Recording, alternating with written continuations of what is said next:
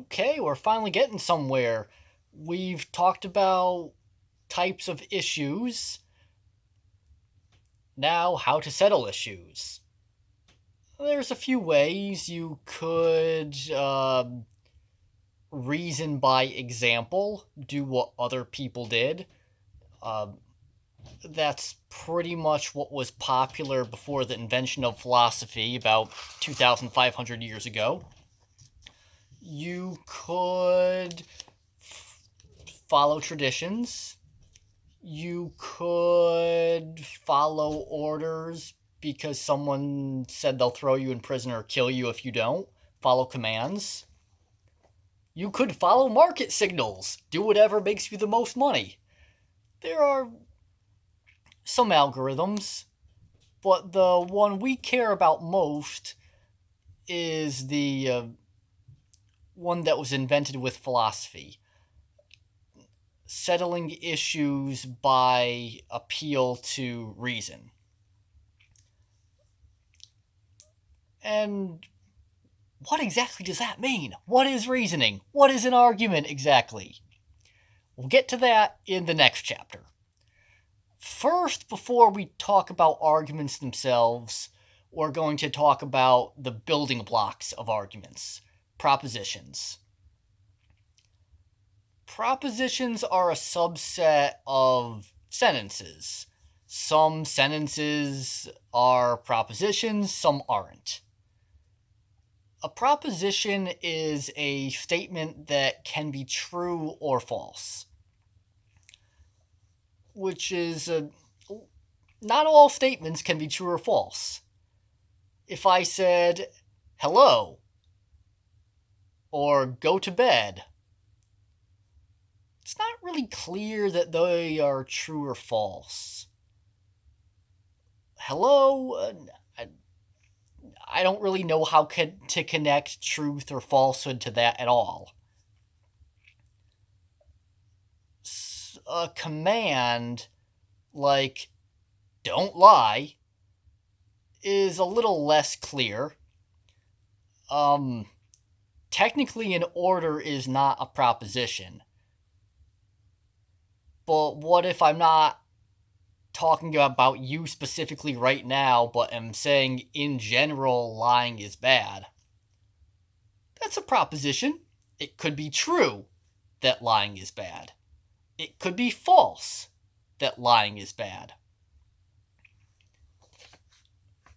And actually, grammatically, those are pretty good tests for whether something's a proposition or not. Saying something like, okay, there's the sentence, I don't know if it's a proposition. It is the case that, blah, blah, blah. It is true that, blah, blah, blah. It is false that, blah, blah, blah. If that sentence at least makes grammatical sense, then it's a proposition.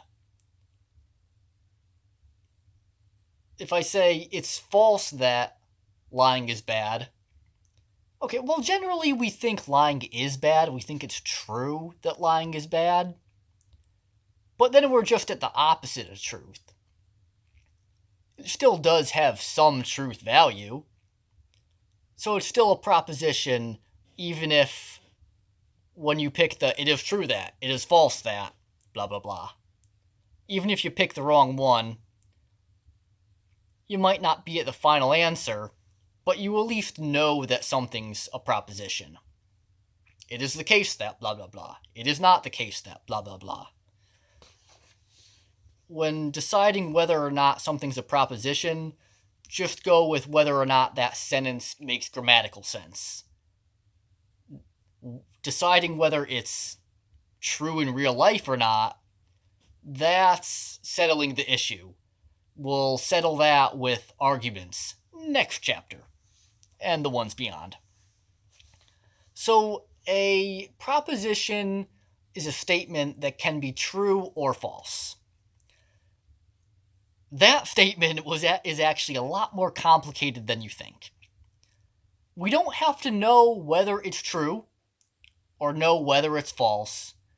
It just has to be possible for it to be one of those. Deciding on its truth or falsehood, that's after we do the arguments and settle the issue. so it has to be true or false. Can it be both? Sort of. Okay.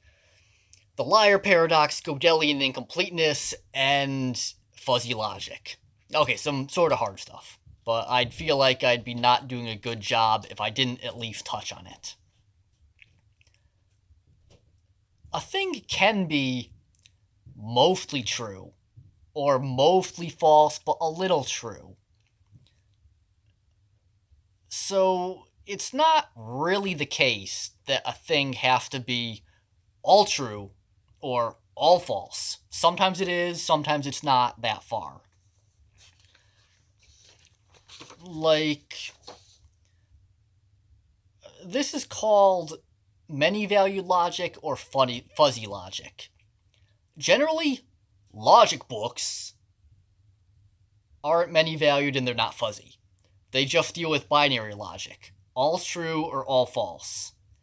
But a lot of things in life aren't all black and white. Literally, that's called the fallacy of black and white reasoning. Logic books tend to present stuff in black and white terms because it just makes it easier.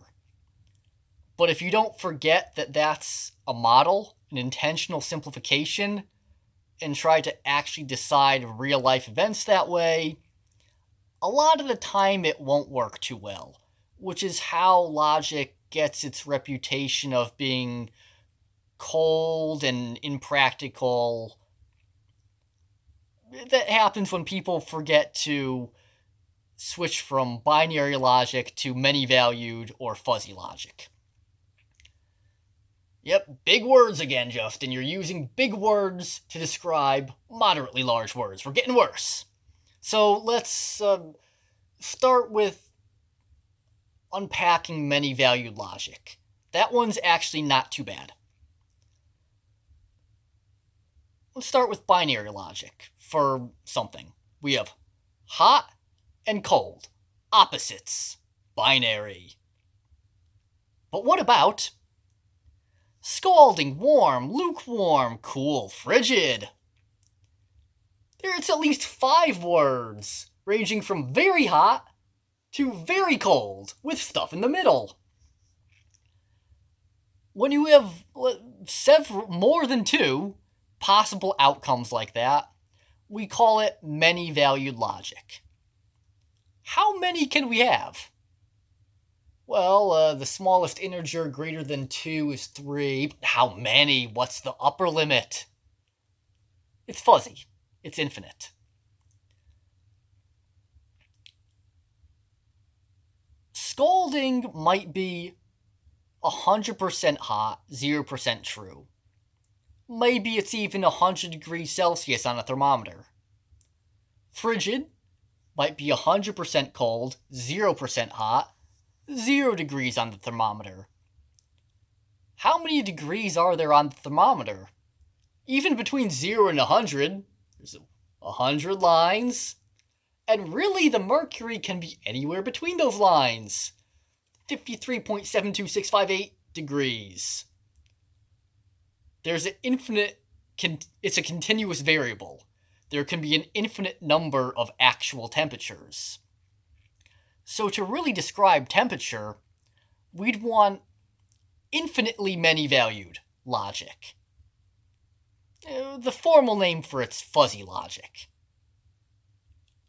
And to do fuzzy logic, what you'd really do is just take normal binary logic and then put a coefficient in front of any statement.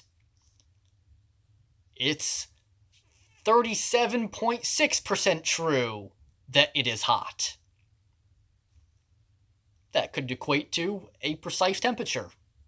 Probably somewhere between cool and lukewarm. It takes a lot of words to put a percentage number in front of every proposition. So human languages are lazy. We tend to not do that. But we don't really go with binary logic all that much either. We tend to make some more words to put some convenient midpoints. Like, scalding might be 100% hot, warm 75%, lukewarm 50%, cool 25% hot, frigid 0% hot. We pick some midpoints and just make up extra words for these convenient points in an analog fuzzy scale. That's how most human languages work. It's a balance of accuracy and expediency. Okay, so a proposition can be all true, not at all true. A mix of truth, 20% true, 80% false. Even 50-50. If it's 0% true and 0% false, that's like hello. I don't know how you'd say that's true. I don't know how you'd say it's false. If it's 0% true and 0% false, non-propositional statement.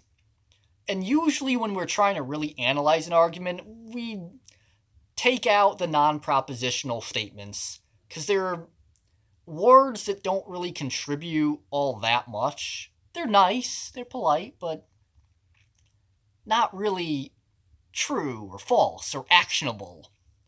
So taking them out, removing the non-propositional language, tends to help us clarify an argument structure, which we'll do in Chapter 9.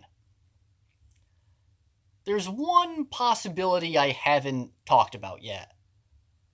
The possibility that something's 100% true and 100% false.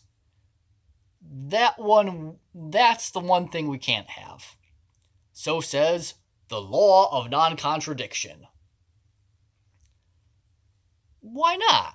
It's like dividing by zero. You can do it, but it messes stuff up badly, so don't do it. Can you give us an example besides dividing by zero? Okay, this proposition is false. Well, it's a proposition because it claims to have a truth value, says its truth value 0. Okay, let's believe it. Its truth value is 0. But it said it's false, so it's right. But no, if it's right, that's a problem, because it said it's false. If it's false, it has to be wrong. So its truth value is 100%? That would make it false. Okay, its truth value is 100%. But no, it says its truth value is 0%. That's a contradiction. This situation is called the liar paradox. We don't like contradictions. They're like dividing by zero. After a contradiction, you can't really progress any further with logic. So since we don't like contradictions, you can't have stuff that's all true and all false. But something can be all true or all false. Now I'm playing around with and or. They're important words. We'll get to them in the next video.